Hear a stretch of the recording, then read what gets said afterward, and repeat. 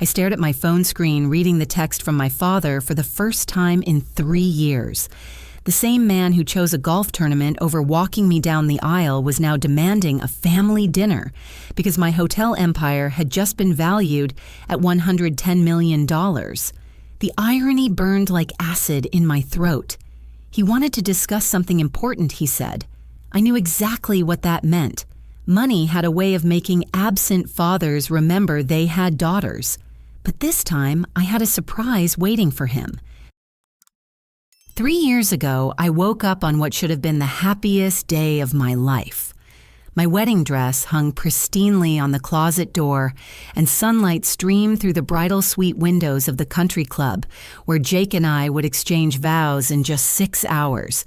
Everything was perfect until my phone rang at 7 in the morning. The voicemail from my father, Richard, made my blood run cold. His casual tone still haunts me today. Hey, Donna, listen. I know today is your big day and all, but something came up. There is this regional golf championship down in Tampa, and my buddy Mike thinks I have a real shot at placing in the top 10. This could be my breakthrough into the semi-professional circuit, you understand. I am sure you will have a beautiful ceremony without me. Give Jake my congratulations. I dropped the phone like it had caught fire. My makeup artist, a sweet woman named Carol, stopped applying foundation and looked at me with concern. Honey, what happened? You look like you have seen a ghost. My father just canceled on my wedding. The words felt foreign coming out of my mouth. How do you explain to someone that your own dad would rather chase a golf ball around Florida than watch you get married? Carol's face went pale. Canceled. But who will walk you down the aisle? That question sent me spiraling. I had dreamed of this moment since I was a little girl, imagining my father's proud smile as he handed me over to the love of my life. Instead, he was probably already on a plane to Tampa thinking about his golf swing instead of his daughter's heartbreaking. My mother, Sandra, burst through the door 20 minutes later, her face flushed with rage. She'd been trying to call Richard nonstop since I told her the news. That selfish, narcissistic man! She fumed, pacing around the bridal suite like a caged animal. 32 years of marriage, and he still finds new ways to disappoint me. I watched my mother dial his number again, her hands shaking with fury. When he finally answered, her voice turned into something I had never heard before. Richard, you get on a plane right now and come to your daughter's wedding, or I swear I will never speak to you again. Even from across the room, I could hear his dismissive laugh through the phone. Sandra, you are being dramatic. It is just one day. Donna will understand. She knows how important my golf career is. Golf career. The man was 57 years old and had never made a dime from golf, but he still called it a career. He had missed my high school graduation for a tournament. He skipped my college graduation because he had a lesson with some new instructor. Now he was abandoning my wedding for another chance to prove something that was never going to happen. My wedding coordinator knocked gently on the door. Donna, we need to know who will be escorting you down the aisle so we can adjust the processional music timing. The room fell silent. My mother's eyes filled with tears, and Carol looked like she wanted to disappear. I felt completely alone in that moment, sitting in my white robe, surrounded by people who cared more about my happiness than my own father did. That was when Uncle Frank appeared in the doorway. My father's older brother had always been everything Richard was not reliable carrying present. I heard what happened, he said quietly. If you will have me, it would be an honor to walk you down that aisle. I broke down crying right there, ruining Carol's foundation work. But these were not tears of sadness anymore. They were tears of gratitude for the family that actually showed up, and determination that I would never again depend on someone who saw me as an afterthought. The ceremony was beautiful despite everything. Uncle Frank walked me down the aisle with such pride and dignity that many guests never knew anything was wrong. Jake squeezed my hands during our vows and whispered, "His loss, my gain." But during the reception, while cutting the cake and dancing our first dance, I kept glancing at the empty seat where my father should have been sitting. The real knife twist came later that evening. While Jake and I were in our bridal suite celebrating our marriage and trying to forget the day's disappointments, my phone buzzed with a social media notification. Someone had tagged me in a photo. There was my father grinning widely at some golf course bar in Florida, surrounded by strangers and raising a beer in celebration. The timestamp showed he had posted it during our wedding ceremony, right around the time Jake and I were saying our vows. The caption read, "Living the dream. Just shot my best round ever at the Tampa Classic. Sometimes you have to prioritize what really matters." I showed Jake the photo without saying a word. His jaw tightened, and for the first time since I had known him, I saw real anger in his eyes. "Donna, I am so sorry. You deserve so much better than this." That night, lying in bed as a new wife, I made a promise to myself. I would never again put myself in a position where someone else's choices could devastate me. I would build something so successful, so impressive, that people like my father would regret ever underestimating me. I did not want his approval anymore. I wanted his regret. 6 months after the wedding, I was working double shifts at the Hampton Inn downtown, learning everything I could about the hospitality industry. My official title was front desk clerk, but I made it my mission to understand every aspect of hotel operations. I watched how housekeeping managed their schedules, studied why certain rooms stayed vacant longer than others, and paid attention to guest complaints that management seemed to ignore. Jake supported my obsession completely, even when it meant I came home exhausted every night, with pages of notes about operational inefficiencies and customer service failures. While he worked his accounting job during the day, I was discovering that most hotels were run by people who had never actually worked in hospitality. The breakfast setup is completely backwards. I explained to Jake one evening, spreading my notebook across our kitchen table. They put the coffee station at the far end of the buffet, so guests have to walk past everything else first. By the time they get their coffee, their hands are full and they're frustrated. Plus, the front desk software crashes every time we get more than 3 people checking in simultaneously. Jake looked up from his laptop where he was reviewing our monthly budget. "You know, you could fix all these problems if you had your own place." The idea had been growing in my mind for weeks, but hearing Jake say it out loud made it feel real. We would need serious capital to buy a hotel. What about starting smaller bed and breakfast, maybe? That conversation changed everything. I started researching properties in our area while continuing to work at the Hampton Inn, and that was where I met Mrs. Eleanor Patterson, an elderly woman who stayed with us every month when she visited her grandson at the nearby university. Mrs. Patterson was different from our usual business travelers. She actually paid attention to details noticed when housekeeping did exceptional work and always had thoughtful suggestions about improving the guest experience. After her 3rd stay, I worked up the courage to ask her about her background. "I ran a chain of boutique hotels in New England for 37 years, she said, sitting in our lobby with her afternoon tea. "Sold them 5 years ago and moved down here to be closer to family, but I miss the business terribly." Over the next few months, Mrs. Patterson became my unofficial mentor. She taught me about profit margins, seasonal booking strategies, and how to read a property's potential beyond its current condition. When I told her about my dream of owning my own place, she smiled knowingly.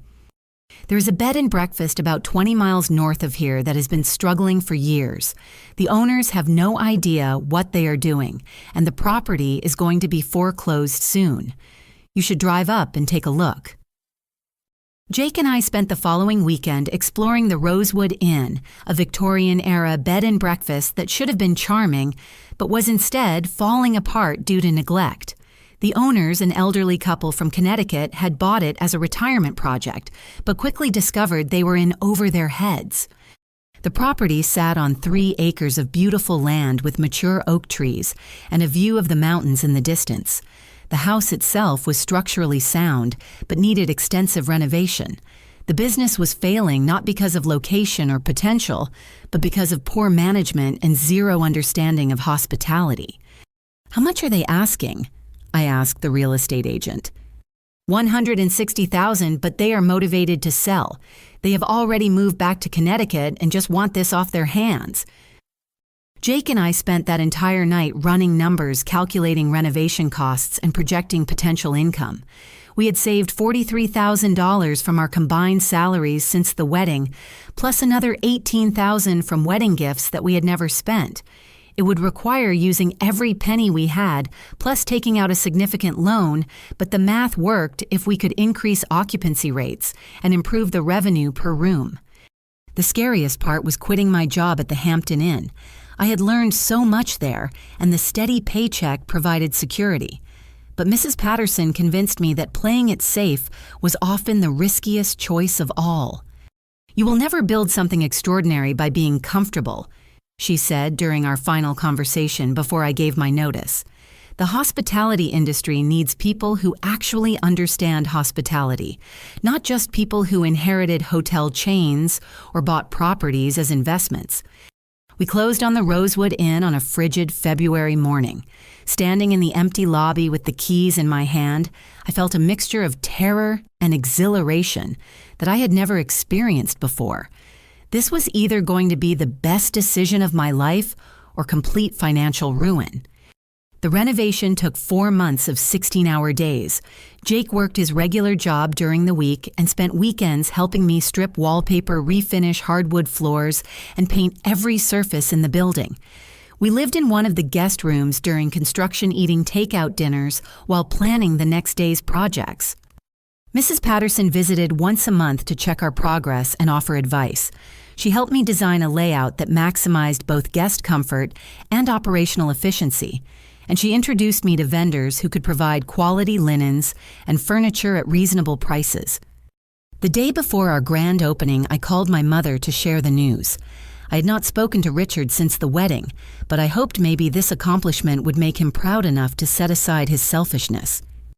"That sounds wonderful, honey," my mother said, but her voice carried a strange tension. "I am sure you will be very successful."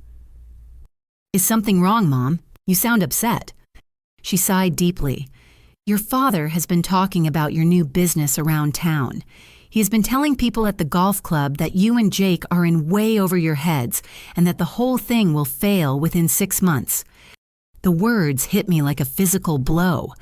I had expected indifference from Richard, maybe even disappointment that I had chosen hospitality over a more traditional career path, but active sabotage, wishing for my failure. What exactly has he been saying? He told everyone that you borrowed money from family to buy the place, which is not true, and that you have no experience running a business. Last week he said you were probably going to declare bankruptcy before the end of the year. I hung up the phone feeling sick to my stomach. My own father was spreading lies about my business before it even opened, but instead of discouraging me, his behavior ignited something fierce inside my chest. I would prove him wrong so completely that he would never question my capabilities again. Our opening weekend exceeded every expectation. We had 12 guests over 3 nights, and every single one of them left positive reviews online. Mrs. Patterson attended our small celebration dinner, raising her wine glass with a proud smile. To Donna, who just proved that success is the best response to skepticism. But even in that moment of triumph, I could not shake the feeling that Richard's negativity was just getting started. I was right. The next morning, I discovered our first online review, a scathing 1-star criticism posted by someone named Truth Teller, who claimed our rooms were overpriced, our service was amateurish, and our food was inedible. The writing style was unmistakable. I had been reading my father's angry emails and text messages my entire life. He was sabotaging my business online using fake accounts to destroy my reputation before I even had a chance to build one. 2 years later, the Rosewood Inn was thriving despite Richard's continued attempts at sabotage. We maintained an average occupancy rate of 85% and had received recognition from the State Tourism Board for excellence in hospitality. But Richard had escalated his campaign of negativity, and I was tired of playing defense. I first became aware of the extent of his sabotage during a routine trip to the grocery store. While waiting in the checkout line, I overheard 2 women talking about local businesses. "I heard that new bed and breakfast up on Mountain View Road is struggling," one of them said. My husband's golf partner said the owners are about to lose the property because they cannot make their payments. Really, that is such a shame. It looked so charming from the outside. I turned around, recognizing one of the women as a regular customer from the coffee shop where Jake and I sometimes had breakfast. "Excuse me, but," I could not help overhearing. "I am Donna, and I actually own the Rosewood Inn. We are doing very well financially and have never missed a payment." The woman looked embarrassed. "Oh my goodness, I am so sorry. Someone at my husband's golf club has been saying terrible things about your business. I should not have repeated gossip." "Which golf club does your husband belong to?" "Rolling Hills Country Club. Do you know it?" Of course I knew it. That was where Richard spent most of his time holding court at the 19th hole and spreading poison about his own daughter's success.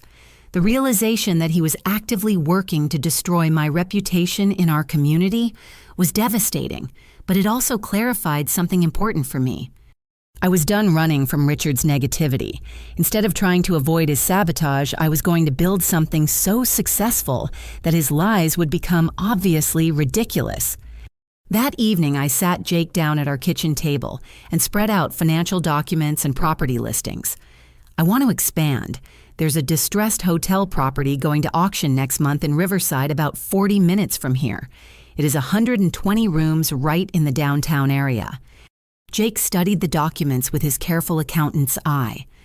"Donna, this would require us to mortgage everything we own. The Rosewood Inn, our house, even our personal savings. If it does not work out..." "It will work out," I said with more confidence than I felt. "I have spent 2 years learning this business, and I know I can turn that property around.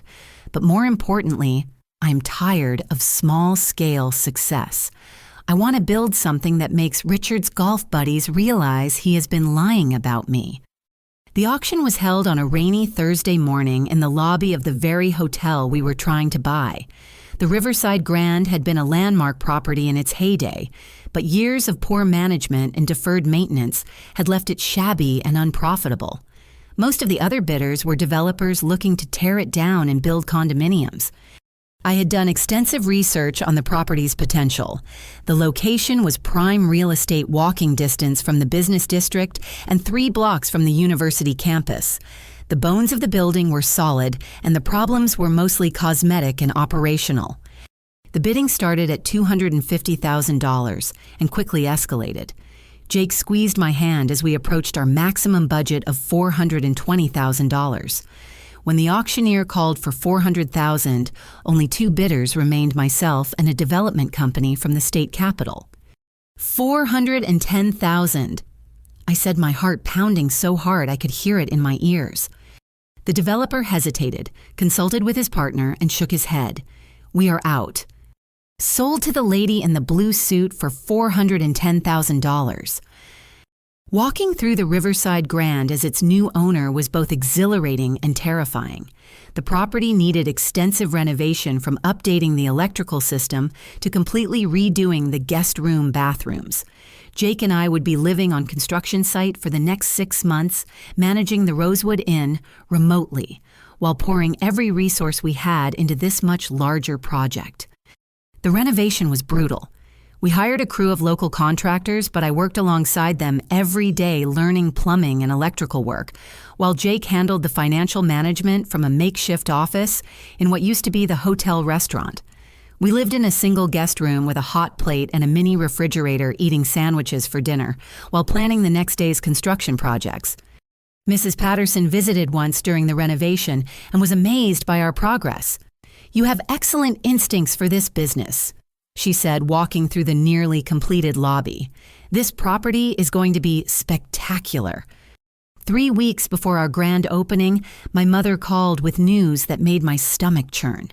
"Your father has been telling everyone that you are going to fail spectacularly with this new hotel. He said you borrowed money from loan sharks and that you will probably lose everything within the year. Why does he want me to fail so badly, Mom? What did I ever do to him?" There was a long silence before she answered. "I think your success makes him feel like a failure. He has spent his whole life chasing dreams that never came true, and watching you actually build something real is too painful for him to handle.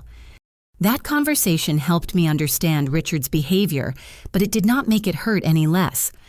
My own father was actively rooting for my destruction, spreading lies to ensure that even if I succeeded, my reputation in the community would be damaged. The night before our grand opening, Jake and I did a final walkthrough of the property. The Riverside Grand looked absolutely stunning. We had restored the original 1920s architecture while adding modern amenities that today's travelers expected. The lobby featured restored marble floors and elegant furniture that Mrs. Patterson had helped us select. Every guest room had been completely renovated with contemporary bathrooms and high-quality linens. As we stood in the lobby, admiring what we had accomplished, I heard the sound of breaking glass from the front entrance. Jake and I ran toward the noise and found the front door propped open and shards of glass scattered across the marble floor. Someone had thrown a brick through our beautiful front window. Golf tees were scattered around the broken glass like confetti, and spray-painted on the sidewalk outside were the words, "Daddy's Money Princess." Jake called the police while I stared at the destruction, feeling a mixture of rage and heartbreak that my own father would sabotage my business the night before opening. But as I swept up the glass and golf tees, I realized that Richard had just made a crucial mistake. He had escalated his campaign to actual vandalism, which meant he was no longer just an absent father spreading gossip. He was now a criminal who had committed a crime against my business, and I had every intention of treating him like one. The vandalism turned out to be the best marketing we could have asked for. When local news picked up the story of the successful young businesswoman whose grand opening was sabotaged by someone leaving golf tees as a calling card, the community rallied around us in a way that completely surprised me. The Riverside Chamber of Commerce organized a ribbon-cutting ceremony to replace our planned quiet opening. Local business owners showed up to show support, and our first week was completely booked with people who wanted to experience our hospitality and support our success. I also made the decision to install comprehensive security cameras throughout the property, not just for future protection, but to catch Richard if he tried anything else. The security company, owned by a former police detective named Marcus Thompson, was fascinated by the golf tee detail. "That is either someone really stupid or someone who wants to be caught," Marcus said, while reviewing the placement of cameras. "Smart money says whoever did this will be back to see if they caused enough damage." Within 3 months, the Riverside Grand was operating at capacity most weekends. My reputation for attention to detail and exceptional customer service was spreading throughout the region, and we started getting corporate bookings for business conferences and wedding receptions. That was when I met Catherine Wells at a state hospitality industry conference in the capital city. Catherine owned a chain of luxury resorts across the Southeast and had built her business from a single property into a $50 million operation over 20 years. "I have been hearing interesting things about your properties," she said during a break between conference sessions. "You seem to understand something that most people in this industry miss. Hospitality is about making people feel cared for, not just providing them with a room." Catherine became my mentor and introduced me to investors who specialized in hospitality expansion. Through her network, I learned about financing strategies that could help us acquire additional properties without risking everything we'd already built. "You have the instincts and operational skills to build something significant," Catherine told me over dinner after the conference, "but you need to think bigger. 2 properties is a good start, but real wealth in this industry comes from scale." 6 months later, we acquired our 3rd property, a failing resort on Lake Harrison, that we purchased for $600,000 and renovated into a boutique destination for weekend getaways. The 20-room property filled a gap in the market for couples looking for romantic retreats within driving distance of major cities. Jake and I were working 18-hour days managing 3 properties, and the success was both exhilarating and exhausting.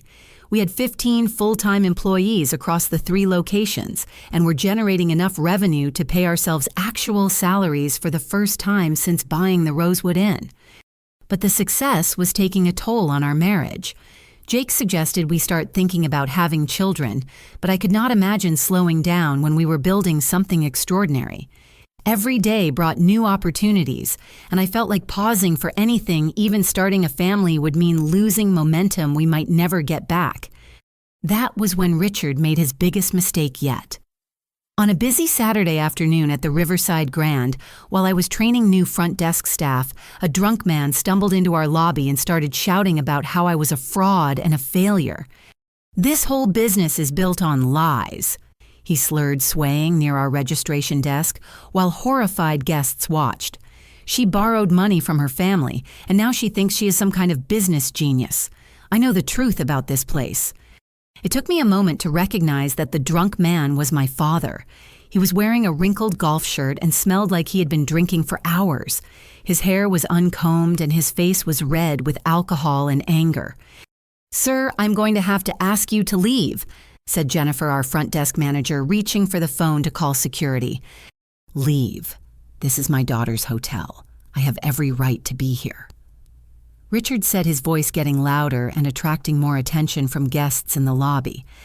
I stepped forward, my face burning with embarrassment and fury. "You need to leave immediately or I will call the police." "You would call the police on your own father." He laughed bitterly. "You have always thought you were better than everyone else. Well, let me tell you something. Princess success built on daddy's money does not count." "I have never taken a penny from you," I said, trying to keep my voice steady while guests and staff watched the confrontation. "In fact, you have spent the last 3 years trying to destroy everything I have built." Richard's face twisted with rage, and he took a step closer to me. That was when Marcus Thompson, who happened to be in the lobby checking our security system, stepped between us. "Sir, you need to leave this property immediately or I will physically remove you." Richard looked around the lobby, finally seeming to realize that everyone was staring at him with disgust and pity. He tried to say something else, but the alcohol and humiliation caught up with him, and he stumbled toward the door. 2 hours later, he was arrested for driving under the influence after crashing his car into a streetlight 6 blocks from our hotel. The local newspaper covered the incident, and everyone in town quickly figured out that the drunk man causing a scene at the successful hotel was the owner's father. The next morning, I received calls from 3 different reporters wanting to interview me about building a business despite family sabotage. I declined all the interviews, but the story spread anyway. Richard had finally succeeded in making our relationship public, but not in the way he intended. Instead of damaging my reputation, his public meltdown generated sympathy and admiration for my resilience.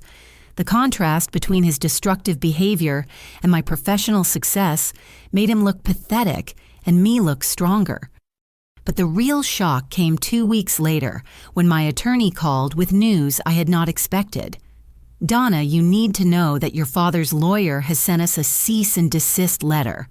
He is claiming that you are inappropriately using the family name in your business operations and demanding that you cease all hotel operations immediately." "What exactly is he claiming?" "Apparently, he believes he has some kind of trademark or ownership claim over the name Patterson, which you use as Donna Patterson in your business marketing. His attorney is also claiming that you have damaged his reputation through your business practices." I hung up the phone feeling like I had been punched in the stomach. Richard was not content to sabotage and humiliate me. He was now trying to use the legal system to shut down my business entirely. But as the shock wore off, I realized that Richard had just made the worst mistake of his life. He had put his harassment and sabotage into legal documents, which meant I finally had grounds to fight back officially. The cease and desist letter was just the beginning. Over the next month, I discovered the full extent of Richard's campaign against my success. My attorney, Lisa Chang, conducted an investigation that revealed a pattern of harassment and defamation that was both shocking and legally actionable. Richard had filed multiple false complaints with the Better Business Bureau claiming that I had used deceptive business practices and failed to honor customer reservations. He had also contacted our business insurance company with fabricated stories about safety violations and property damage causing our premiums to increase by 30%. This level of sustained harassment is actually criminal, Lisa explained during our first strategy meeting. Your father has crossed the line from family drama into illegal business interference. The stress was beginning to affect my health and my marriage. Jake found me crying in our office late one night, surrounded by legal documents and insurance forms. The business was thriving, but Richard's attacks were draining our resources and energy. Maybe we should just change the business name and try to avoid any future legal issues, Jake suggested, sitting down next to me and rubbing my shoulders. Absolutely not, I said, wiping my eyes and straightening my spine. I am not changing my name or my business because my father cannot handle my success. If he wants a legal fight, he is going to get one. Lisa recommended that we countersue for defamation, harassment, and business interference. The process would be expensive and time-consuming, but she believed we had a strong case that could result in significant financial damages and a permanent injunction against Richard's interference. 2 weeks into the legal process, my mother called requesting a secret meeting. We met at a coffee shop 2 towns over where she was less likely to be seen by Richard's golf buddies or anyone else who might report back to him. Sandra looked exhausted and older than I remembered. Her hands shook as she stirred her coffee, and she kept glancing around the coffee shop like she expected Richard to appear at any moment. "I cannot live with this anymore," she said quietly. "Your father has become completely obsessed with destroying your business.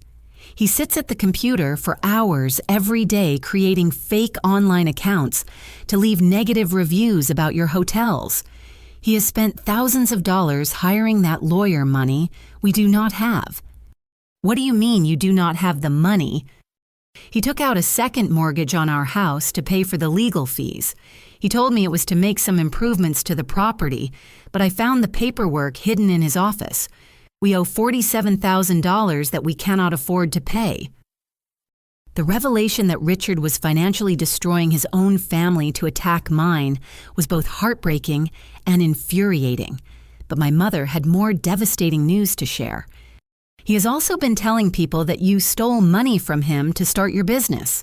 Last week at the grocery store, Mrs. Coleman asked me if it was true that we had to help you financially because Jake could not get a proper job. Mom, you know that is completely false. Jake and I have never asked you for any financial help." "I know that, but your father has been spreading this story for months. He tells people that you borrowed $50,000 from us and never paid it back, and that your success is really built on family money." The lies were so elaborate and specific that I realized Richard had been planning this character assassination for much longer than I had understood. He was not just reacting to my success, he was systematically working to destroy my reputation in the community. Business Magazine wanted to feature me in an article about young entrepreneurs who were building successful hospitality businesses despite economic challenges. The interview was scheduled for the following week, and I knew it would provide positive publicity that could counteract some of Richard's negative campaigns. But the day before the interview, Lisa called with news that changed everything. "Donna, we have a problem. During the discovery process for your father's lawsuit, his attorney revealed that he has been secretly recording phone calls with some of your business partners and potential investors. Recording calls, is that even legal? In this state, it is illegal to record someone without their consent. But more importantly, the recordings actually prove our case. Your father has been calling your business partners and trying to convince them not to work with you. He has been telling them that you are financially unstable and that your business is about to fail." "What exactly did he say?" "According to the transcripts, he called the company that supplies linens for your hotels and told them you were 3 months behind on payments, which we know is false.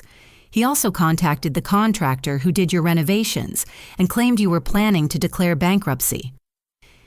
The recordings were devastating evidence of Richard's harassment campaign, but they also revealed something that made me feel physically sick.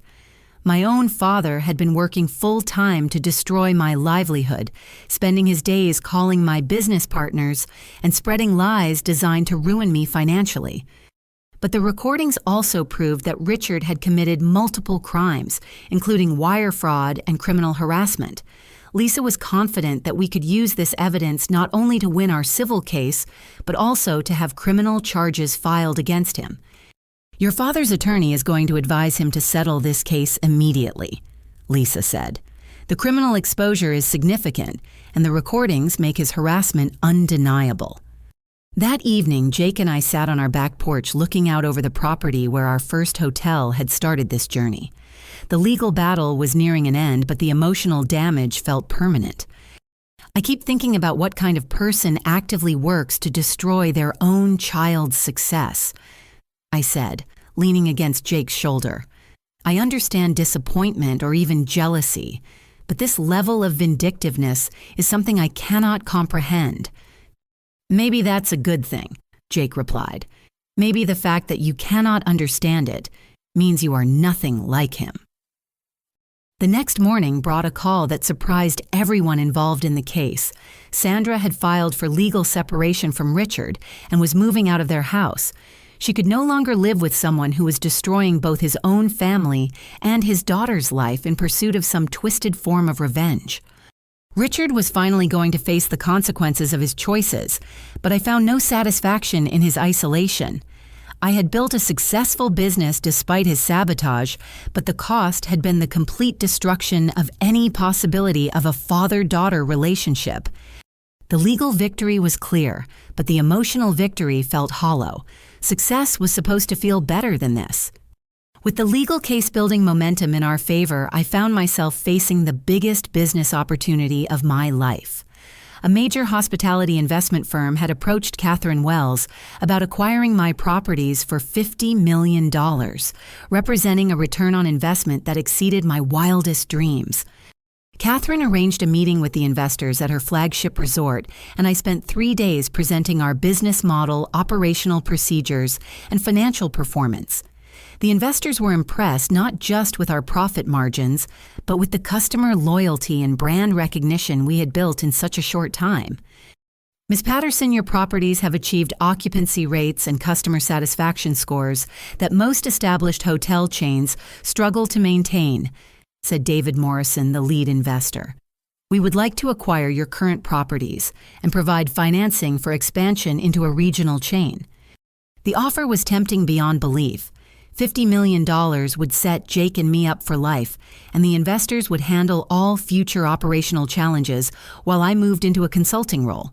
But something about walking away from the business I had built felt like surrendering to Richard's original prediction that I would fail. "I appreciate the offer, but I'm not interested in selling," I told them, surprising everyone in the room, including myself.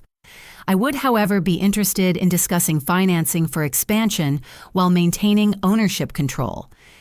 Instead of selling, I negotiated a partnership that provided me with $15 million in expansion capital, while maintaining majority ownership of my properties. The deal would allow me to acquire 5 additional properties over the next 3 years, building a regional hotel chain that could eventually be worth over $100 million.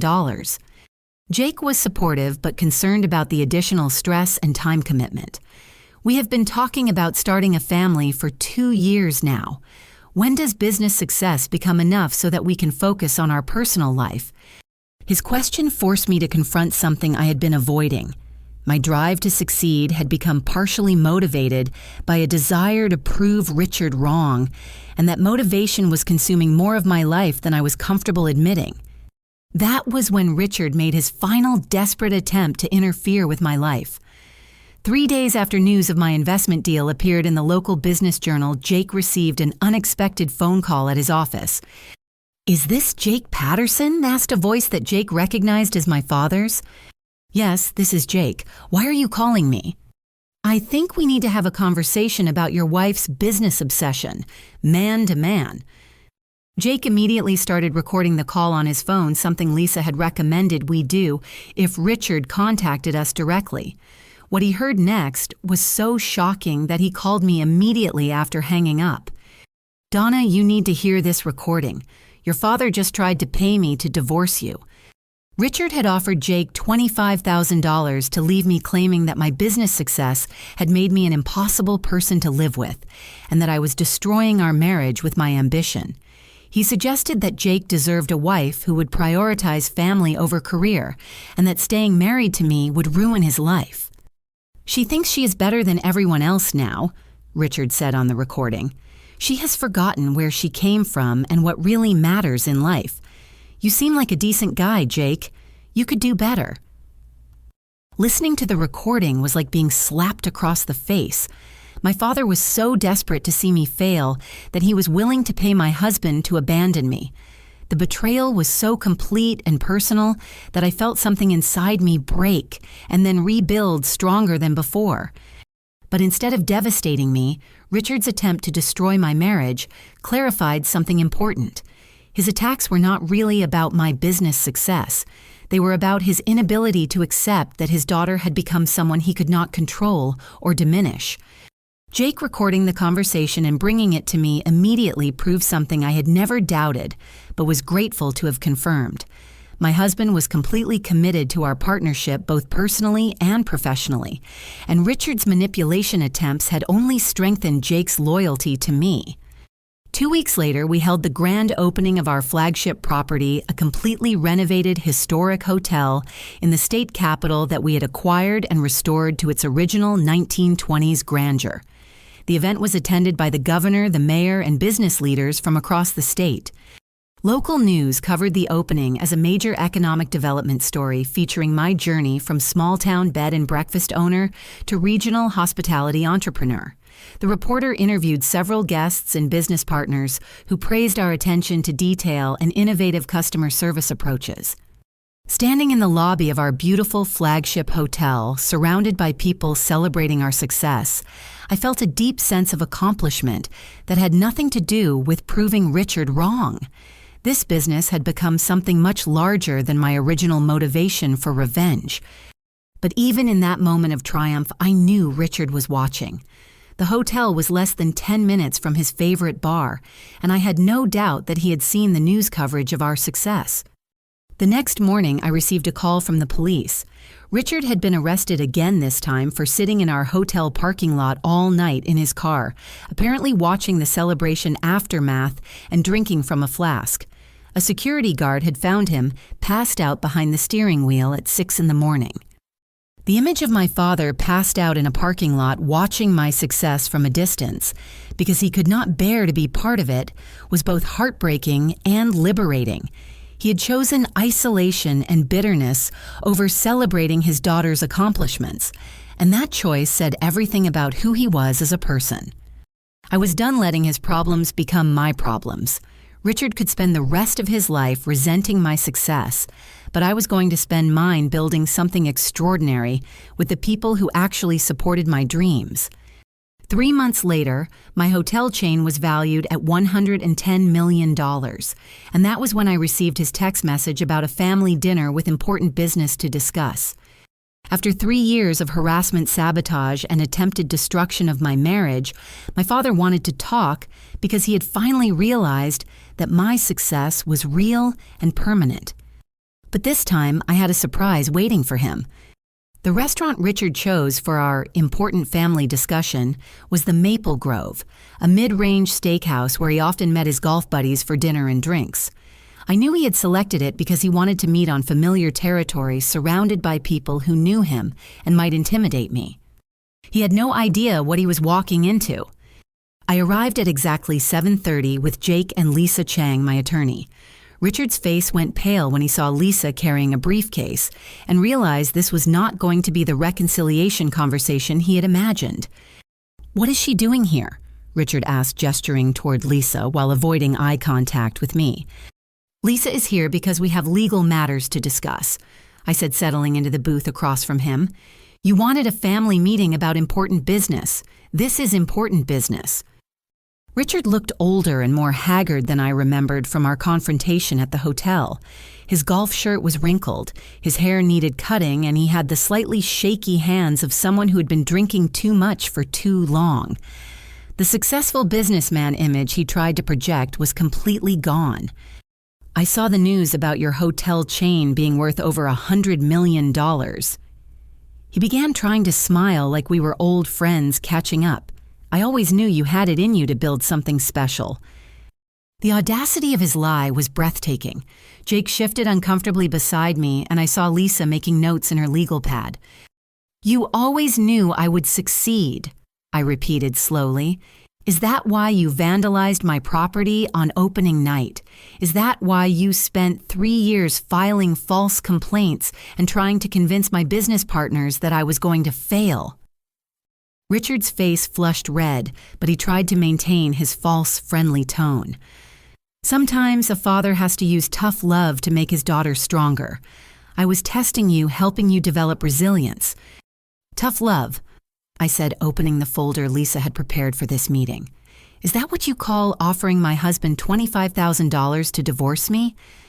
The color drained from Richard's face as he realized I knew about his attempt to bribe Jake. He glanced around the restaurant nervously, suddenly aware that other diners might be listening to our conversation. "I think there might have been some misunderstanding about that conversation," he said weakly. "We have a recording," Jake said quietly. "Your exact words were that Donna thinks she is better than everyone else and that I could do better than staying married to her." Lisa slid a document across the table to Richard. "This is a final cease and desist order that includes financial damages for your defamation campaign and business interference. You owe my client $237,000 in documented losses caused by your harassment." Richard stared at the legal document like it was written in a foreign language. $200,000, I do not have that kind of money." "We know," I said. "Your second mortgage and legal fees have left you in significant debt, but you do have a choice about how this gets resolved." "What kind of choice?" Lisa pulled out another document. "You can sign this agreement acknowledging your harassment campaign issue, a public apology, agree to stay away from all of Miss Patterson's properties and business partners, and attend court-ordered counseling for your alcohol and behavioral problems. And if I refuse, then we file criminal charges for wire fraud, harassment, and attempted extortion, and we pursue the full financial damages through civil court," Lisa said matter-of-factly. "Given your age and financial situation, you would probably spend your retirement years in prison and bankruptcy." Richard sat in silence for several minutes, staring at the documents while the reality of his situation sank in. Everything he had done to destroy my success had been documented and was now being used against him legally. That was when my mother appeared at our table. Sandra looked healthier and more confident than I had seen her in years. She was wearing a new dress and had styled her hair differently, and there was a strength in her posture that I did not remember from my childhood. "I came to support my daughter," she said, sliding into the booth next to me, "and to tell Richard that the divorce papers have been finalized." "Sandra, you cannot be serious about this divorce," Richard said, his voice breaking slightly. "We have been married for 32 years. 32 years of watching you prioritize your ego over your family," Sandra replied firmly. 32 years of making excuses for behavior that I knew was wrong. "I am done enabling you, Richard. Our daughter built something extraordinary despite your attempts to destroy her, and I am proud of her courage." Richard looked around the table at the 3 people he had tried to manipulate and control, finally understanding that his tactics had completely backfired. Instead of destroying my success, his attacks had strengthened my resolve and pushed away everyone who had ever supported him. "I never meant for things to go this far," he said quietly. "I just felt like you were leaving me behind, becoming someone I did not recognize." "You felt left behind because you chose to attack me instead of celebrating with me," I replied. "Every success I achieved could have been something we shared, but you turned it into a competition that you were determined to win by making me lose." Richard picked up the pen Lisa had placed next to the agreement and stared at it for a long moment. "If I sign this and do the counseling, can we try to rebuild some kind of relationship?" I looked at this broken man who had spent 3 years trying to destroy my life, and I felt something I had not expected: pity mixed with a small amount of hope. "If you sign that agreement and actually follow through with the counseling, we can try to have a relationship based on who we really are now, not who we used to be," I said. but it has to be a relationship between equals, not between a father who thinks he knows better and a daughter who is supposed to be grateful for his attention. Richard signed the agreement with a shaking hand. As he wrote his name, I saw tears in his eyes, and I realized that his attacks on my success had been motivated by a deep fear that my accomplishments made him irrelevant. "I am proud of what you have built, Donna," he said quietly. I was just too angry and scared to admit it. 6 months later, Richard completed his court-ordered counseling program and had been sober for 4 months. He sent me a handwritten letter apologizing for his behavior and acknowledging that my success was the result of my own hard work and vision, not anything he had contributed. We met for coffee on a Saturday afternoon, and for the first time in my adult life, we had a conversation where he asked about my business with genuine curiosity instead of criticism or skepticism. "I have been reading articles about your hotel chain," he said. "The customer service innovations you developed are being studied by hospitality programs at universities. That is pretty impressive." "Thank you," I said, and I meant it. His acknowledgement felt different this time because it was not motivated by my money or success, but by a genuine understanding of what I had accomplished. Jake and I used our success to start the family we had been planning for years. Our son was born 8 months later, and when I held him in the hospital, I made a promise that he would grow up in a family that celebrated each other's successes instead of competing with them.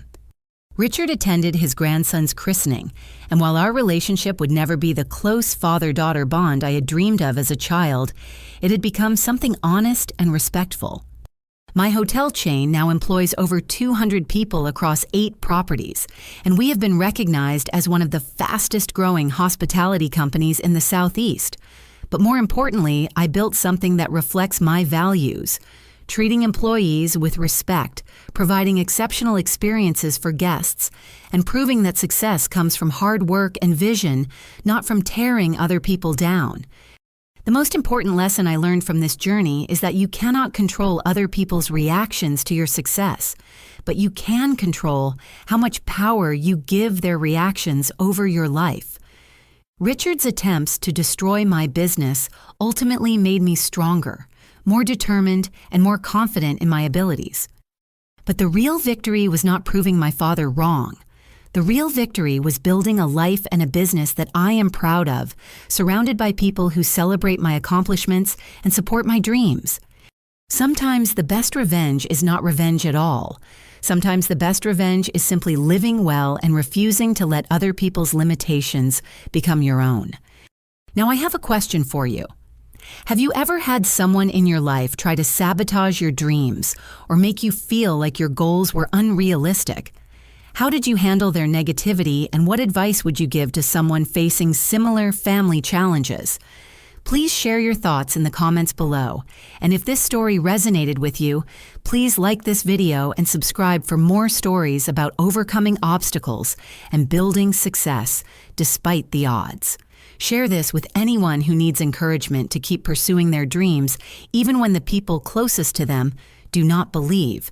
Thank you for listening to my story, and remember that your success does not require anyone else's permission. Keep building your dreams, and I wish you all the strength and determination you need to make them reality.